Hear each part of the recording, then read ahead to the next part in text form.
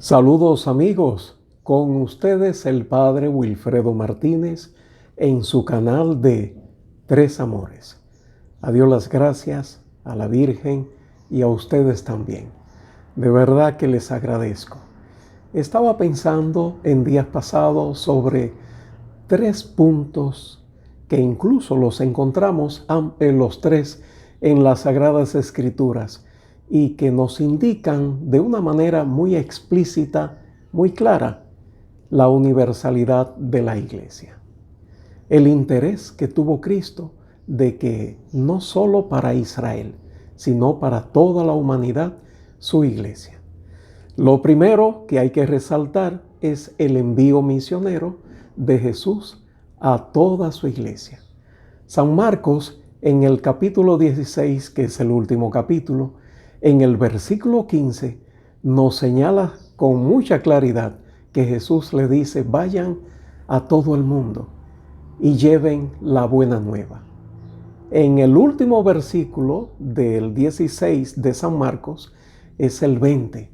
Ahí dice que los apóstoles fueron a todas las ciudades, todos los pueblos. Bueno, cumpliendo el envío que Jesús les había dicho. San Mateo, el último capítulo, es el evangelio más largo de los 4. San Marcos es el más pequeño. Pues San Mateo, en el capítulo 28, versículo 19, Jesús habla de una manera más clara y dice: vayan por todos los pueblos y hagan los discípulos míos en el nombre del Padre, del Hijo y del Espíritu Santo, y enséñele todas las cosas que yo les enseñé. Bueno, primero se resalta el envío universal. Vayan a todos los pueblos. San Marcos, a todo el mundo. Y hagan los discípulos míos, es decir, miembros de su iglesia, de la iglesia de Cristo, de 2 formas: bautizándolos en el nombre del Padre, del Hijo y del Espíritu Santo, y adoctrinándolos. Qué interesante eso. Es la primera señal clara del carácter universal de la iglesia de Cristo. El segundo, en los Hechos de los Apóstoles, capítulo 10, versículo del 13 en adelante, encontramos que San Pedro tuvo una visión a través de un sueño y Dios le presentó todo tipo de alimentos y le dijo: ve esos alimentos, come. Y Pedro dijo: Señor, nunca he comido alimento impuro. Y Dios le dijo: ¿quién te ha dicho que son impuros? Yo los he purificado.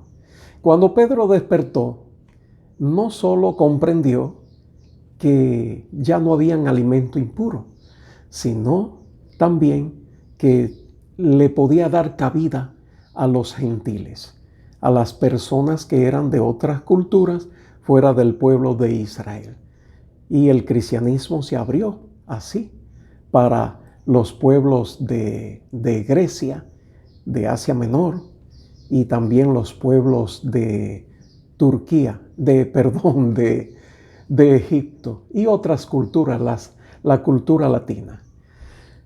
Bueno, ahí tenemos. Dirán ustedes, ¿qué importancia tiene que ese condicionamiento de los alimentos al superarse? Eso tiene mucha importancia, porque se abrieron a otras culturas. El pueblo judío no come carne de puerco ni animal estrangulado. Son condicionamientos que le va permitiendo mayor apertura a otras culturas. Por último, en los Hechos de los Apóstoles también, el capítulo 15, todo ese capítulo trata sobre una gran problemática que la iglesia enfrentó: la circuncisión. En los primeros años, la iglesia estuvo formada por personas que venían del judaísmo y ya profesando el cristianismo, pero estaban todavía contagiadas de esa religión. Y los que venían del judaísmo, cuando comenzaron personas de cultura griega a querer ya formar parte de la iglesia, los de la cultura judía decían, si quieren salvarse, tienen que circuncidarse. Eso es un condicionamiento, una normativa de la religión judía. San Pablo y Bernabé, en el capítulo 15, dijo que no, estamos en una nueva ley. Eso es la antigua ley, el Antiguo Testamento. Y bien, no llegaron a acuerdo y decidieron subir a Jerusalén, donde están los apóstoles y los presbíteros. Ese es un detalle interesante. Y ahí se escuchó las partes y concluyeron una carta pastoral. Sobre eso me voy a referir al final. La carta pastoral que encontramos. Entonces, a lo que voy, concluyeron que la circuncisión no era necesaria. Que quedara ese condicionamiento también superado, permitió que la iglesia entonces diera más cabida a otras culturas. ¡Qué bueno! La iglesia también ha integrado cosas que son de otras culturas, lo que no contradice nuestra fe, el credo, la sana doctrina, pues si lo ve saludable, lo ha integrado. En República Dominicana, por ejemplo, con el Concilio Vaticano II, se ha permitido, se ha asimilado los distintos géneros musicales. Tanto es así que en la República Dominicana el merengue, hay cantos litúrgicos que se tiene merengue y muy bueno. Estoy pensando en uno, entremos a la asamblea, y por ahí sigue, tiene el ritmo de merengue. Y en otros pueblos, en otros países, también se contempla otros géneros musicales. Bueno, son tres aspectos. Uno, el envío misionero, con carácter universal a toda la humanidad, no solo para Israel. Dos, el condicionamiento de los alimentos permitió entonces que se le diera cabida a las otras culturas y también el condicionamiento de la circuncisión. Por eso la iglesia se llama católica. Eso, el significado universal, toda la humanidad. Quien le puso católica fue un discípulo de uno de los apóstoles. Eso suena como si fuera un juego de palabras. Vamos a ver. El último de los 12 apóstoles en morir fue San Juan Evangelista, el que escribió el Evangelio de San Juan, las 3 cartas que llevan su nombre y el Apocalipsis. A esos 5 libros se le llaman libros joánicos de San Juan Evangelista. Y bueno, murió, según los estudiosos, hacia el año 100, finalizando el siglo I. Pues un discípulo de San Juan Evangelista fue el obispo de un pueblo muy antiguo, San Policarpo de Esmirna. San Policarpo, un gran santo, Dios mío, qué testimonio, fue mártir. Así es.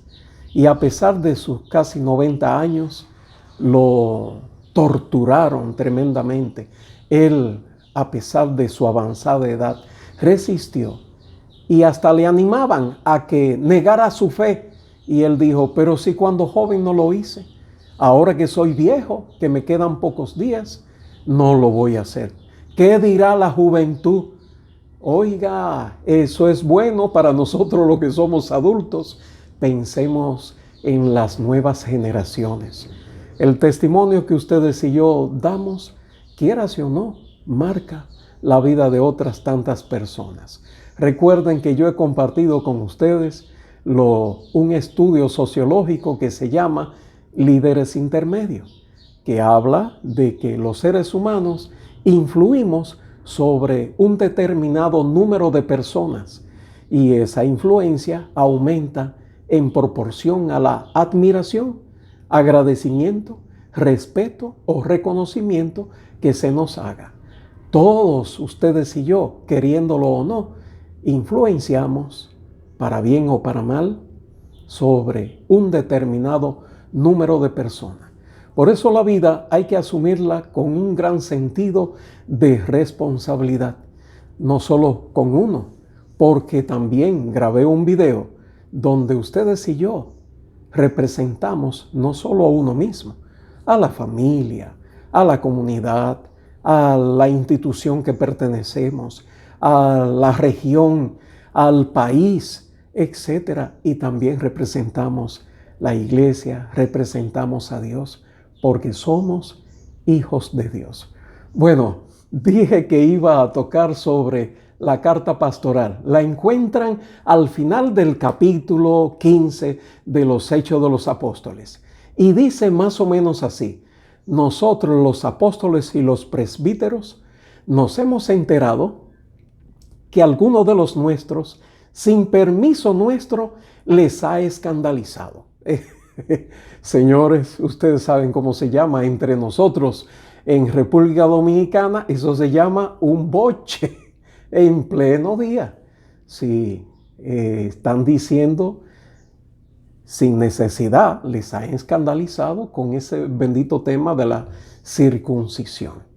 Y bueno, y ahí dijeron lo que le iban a exigir a los convertidos del paganismo y que ya eran miembros de la iglesia. Esa carta pastoral, San Pablo y Bernabé se la llevaron a Antioquía y a todos los lugares donde ellos iban.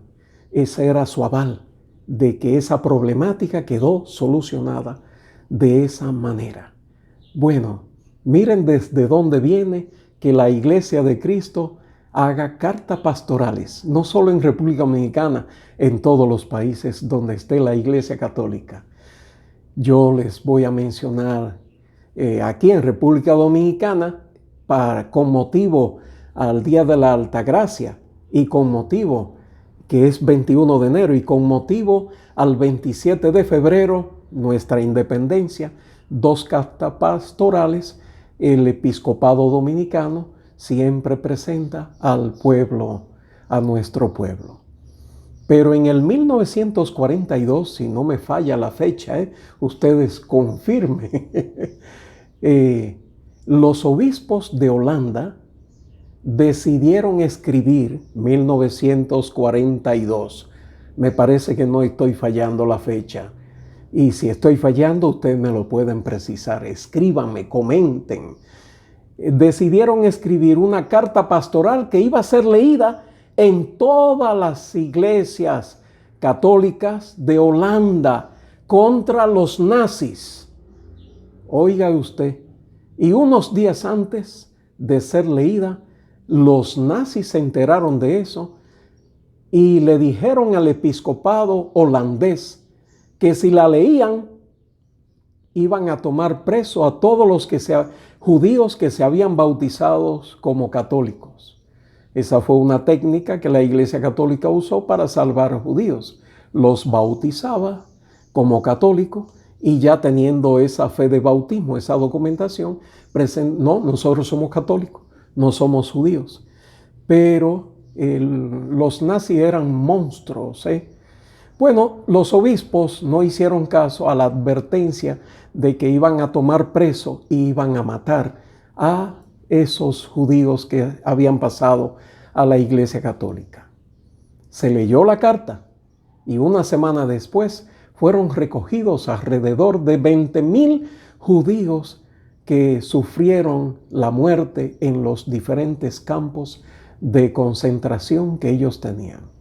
Sobre eso podría hablar, porque la gente solo piensa cuando se habla de los campos de concentración de los nazis. Ah, caramba, pero los rusos tenían campos de concentración, los gulag. Los franceses tenían campos de concentración con los republicanos que huyeron de España.